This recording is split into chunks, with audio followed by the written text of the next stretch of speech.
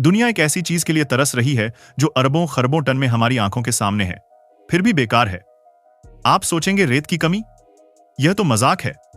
सहारा से लेकर थार तक रेत के समंदर हैं। लेकिन दोस्तों, यही इस सदी का सबसे बड़ा धोखा है। सच्चाई यह है कि असली सोना, वो रेत जिससे हमारी दुनिया बनती है, हमारी नदियों और समंदर के किनारों पर है। और उस पर एक ऐसी जंग छिड़ी है, एक ऐसी अनदेखी चोरी हो रही है जिसका नेटवर्क अफ्रीका के गरीब देशों से लेकर भारत के सैंड माफिया तक फैला है।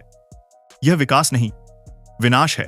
तो कुर्सी की पेटी बांध लीजिए, क्योंकि अगले कुछ मिनट में हम रेत के पीछे छिपे उस तूफान का पर्दाफाश करने वाले हैं जो पूरी दुनिया को अपनी चपेट में लेने के लिए तैयार है। रेगिस्तान की रेत, इतनी सारी, फिर भी बेकार क्यों? तो सबसे पहला और सबसे बड़ा सवाल, अगर डेजर्ट्स में इतनी रेत है तो हम उसे इस्तेमाल क्यों नहीं करते? इसका जवाब साइंस में छिपा है, हवा यानी विंड। जब हजारों सालों तक रेगिस्तान में चलती है तो वो रेत के दानों को आपस में टकरा टकरा कर गोल, छोटा और चिकना बना देती है। अब इमेजिन कीजिए कि आप गोल गोल कंचों से एक दीवार बनाने की कोशिश कर रहे हैं। क्या वो आपस में जुड़ेंगे? नहीं। ठीक यही प्रॉब्लम डेजर्ट सैंड के साथ है।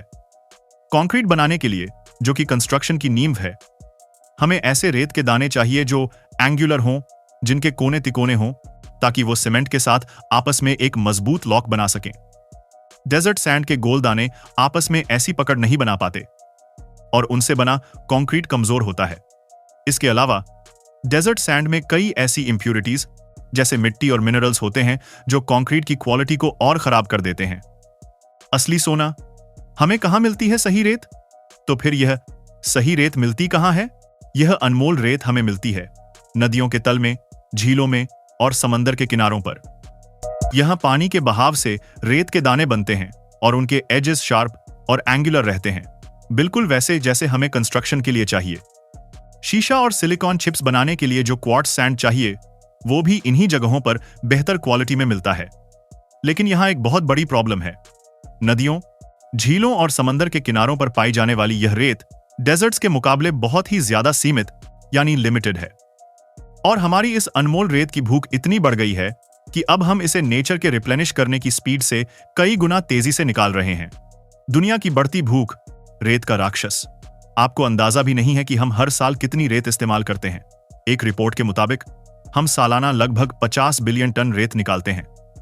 यह इतना ज्यादा है कि अगर इससे एक दीवार बनाई जाए तो वो हर साल पूरी दुनिया का एक चक्कर लगा सकती है। एक मामूली घर बनाने में 200 टन रेत लग जाती है और दुबई के बुर्ज खलीफा जैसे स्काईस्क्रेपर को बनाने में 1,10,000 टन से भी ज्यादा कंक्रीट लगा, जिसके लिए कितनी रेत लगी होगी आप सोच सकते हैं। चाइना ने पिछले कुछ सालों में हर 3 साल में उतनी रेत इस्तेमाल की है जितनी अमेरिका ने पूरी 20वीं सेंचुरी में की थी। यह सब हो रहा है शहरों के विस्तार की वजह से। नई बिल्डिंग्स, नए रोड्स, नए एयरपोर्ट्स, हर तरफ सिर्फ कंक्रीट का जाल बिछ रहा है और इस जाल की हर कड़ी रेत से जुड़ी है। भारत का रेत संकट, नदियों का सीना चीर रही सैंड माफिया। अब बात करते हैं अपने देश भारत की। यह ग्लोबल क्राइसिस हमारे दरवाजे पर नहीं, बल्कि हमारे घर के अंदर आ चुकी है। भारत दुनिया के सबसे बड़े कंस्ट्रक्शन हब्स में से एक है। यहां हाउसिंग फॉर ऑल जैसे एम्बिशियस प्रोजेक्ट्स चल रहे हैं, स्मार्ट सिटीज बन रही हैं। इसके लिए रेत की डिमांड आसमान छू रही है और इस डिमांड ने जन्म दिया है एक बहुत बड़े और खतरनाक नेटवर्क को, जिसे हम सैंड माफिया के नाम से जानते हैं। यह लोग गैर कानूनी तरीके से यानी इलीगल माइनिंग के जरिए दिन रात हमारी नदियों जैसे यमुना, नर्मदा, गोदावरी का सीना चीर कर रेत निकाल रहे हैं। इस इलीगल माइनिंग से न सिर्फ सरकार को हजारों करोड़ का टैक्स लॉस होता है, बल्कि इसका सबसे भयानक असर हमारे एनवायरनमेंट पर पड़ रहा है। नदियों का नेचुरल फ्लो बिगड़ रहा है, जिससे उनके किनारे कट रहे हैं और बाढ़ का खतरा बढ़ रहा है। नदियों में रहने वाले जीव, जंतु, मछलियां सब खत्म हो रहे हैं। कई बार तो यह सैंड माफिया इतने ताकतवर होते हैं कि वो इसके खिलाफ आवाज उठाने वाले एक्टिविस्ट्स, जर्नलिस्ट्स और पुलिस वालों पर भी हमला कर देते हैं। यह एक ऐसा संकट है जो विकास के नाम पर हमारी जीवनदायिनी नदियों को धीरे धीरे मार रहा है। अफ्रीका का दर्द, विकास की कीमत चुकाते देश। जो हाल हमारी नदियों का है, वैसा ही कुछ हाल अफ्रीका के कई देशों का है। वहां भी विकास और अर्बनाइजेशन की दौड़ लगी है और इसकी कीमत वहां के एनवायरनमेंट और लोग चुका रहे हैं। केन्या में मक्वेनी काउंटी जैसे इलाकों में नदियों से इतनी रेत निकाली जा चुकी है कि अब वहां पानी का स्रोत ही सूख गया है। यह नदियां गर्मियों में सूख जाती थीं, लेकिन उनकी रेत अपने अंदर पानी स्टोर कर लेती थी, जिससे लोग बाद में कुएं खोदकर पानी निकालते थे। अब रेत ही नहीं है तो पानी भी नहीं है और लोग पानी की बूंद बूंद के लिए तरस रहे हैं। सिएरा लियोन, वेस्ट अफ्रीका के इस खूबसूरत देश के व्हाइट सैंडी बीचेस इसकी पहचान थे, लेकिन अब यह बीचेस तबाह हो रहे हैं। यहां से रेत निकालने से समंदर का कटाव इतना बढ़ गया है कि तूफान और लहरों का पानी सीधा गांव में घुस जाता है। रिजॉर्ट्स और यहां तक कि कब्रिस्तान तक समंदर में समा गए हैं। मैंग्रोव के जंगल, जो मछलियों के लिए ब्रीडिंग ग्राउंड थे, वो बर्बाद हो रहे हैं, जिससे मछुआरों की रोजी रोटी छिन गई है। युगांडा, यहां अफ्रीका की सबसे बड़ी झील लेक विक्टोरिया के किनारे से सैंड माइनिंग हो रही है। वेटलैंड्स, जो माइग्रेटोरी बर्ड्स और फिश के लिए अहम थे, उन्हें खोदा जा रहा है। कई बार तो माइनिंग कंपनीज परमिशन से कई गुना ज्यादा गहरे गड्ढे खोद देती हैं, जो बाद में पानी से भरकर आसपास के घरों और खेतों को डुबा देते हैं। यह विकास नहीं, विनाश है। क्या कोई हल है? रेत के ऑल्टरनेटिव्स है? क्या हम बस ऐसे ही अपनी नदियों और समंदर को बर्बाद होते देखते रहेंगे? साइंटिस्ट्स और इंजीनियर्स इसका हल ढूंढने में लगे हैं। रिसाइकल्ड ग्लास एक सॉल्यूशन है। शीशे को रिसाइकल करके उसे रेत की जगह इस्तेमाल करना। ग्लास को पीसकर बनाया गया पाउडर कंक्रीट में रेत का एक अच्छा विकल्प हो सकता है। यह कंक्रीट को और मजबूत भी बनाता है। लेकिन प्रॉब्लम यह है कि हमारे पास इतना ग्लास वेस्ट नहीं है कि वो दुनिया भर की रेत की जरूरत को पूरा कर सके। ग्राफीन, कुछ साइंटिस्ट ने ग्राफीन को सैंड के रिप्लेसमेंट के तौर पर टेस्ट किया है। ग्राफीन से बना कंक्रीट हल्का और 25% ज्यादा मजबूत पाया गया, लेकिन फिलहाल ग्राफीन बनाना रेत निकालने से कई गुना ज्यादा महंगा है। इसलिए जब तक यह ऑल्टरनेटिव सस्ते और आसानी से अवेलेबल नहीं हो जाते, तब तक दुनिया की रेत पर निर्भरता कम नहीं होगी। तो दोस्तों, यह है रेत की कहानी।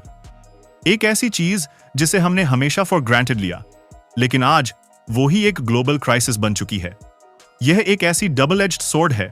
एक तरफ विकास की जरूरत है, घर, सड़क और शहर बनाने हैं, और दूसरी तरफ हमारा एनवायरनमेंट है, हमारी नदियां, हमारे समंदर, जिनके बिना हमारा अस्तित्व ही खतरे में पड़ जाएगा। खासकर भारत और अफ्रीका जैसे डेवलपिंग देशों के लिए यह एक बहुत ही मुश्किल चुनौती है। जरूरत है सस्टेनेबल डेवलपमेंट की, सख्त कानून की और आम लोगों में जागरूकता की।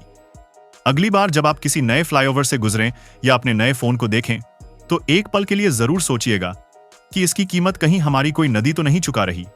आउटरो, आपकी बारी है आवाज उठाने की। यह मुद्दा सिर्फ सुनने और भूल जाने वाला नहीं है, यह हमारे आज और कल दोनों से जुड़ा है।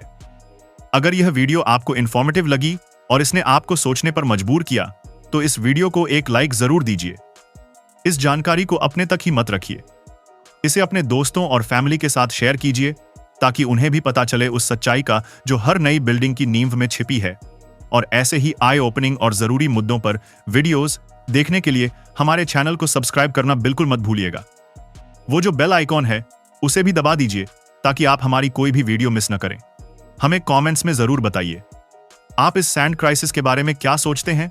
क्या आपके इलाके में भी नदियों से इसी तरह गैर कानूनी रेत निकाली जा रही है? आपके हिसाब से इसका क्या परमानेंट सॉल्यूशन हो सकता है? आपके विचार हमारे लिए बहुत अनमोल हैं। मिलते हैं बहुत जल्द एक और जरूरी टॉपिक के साथ। तब तक सोचते रहिए और सवाल करते रहिए। धन्यवाद। जय हिंद।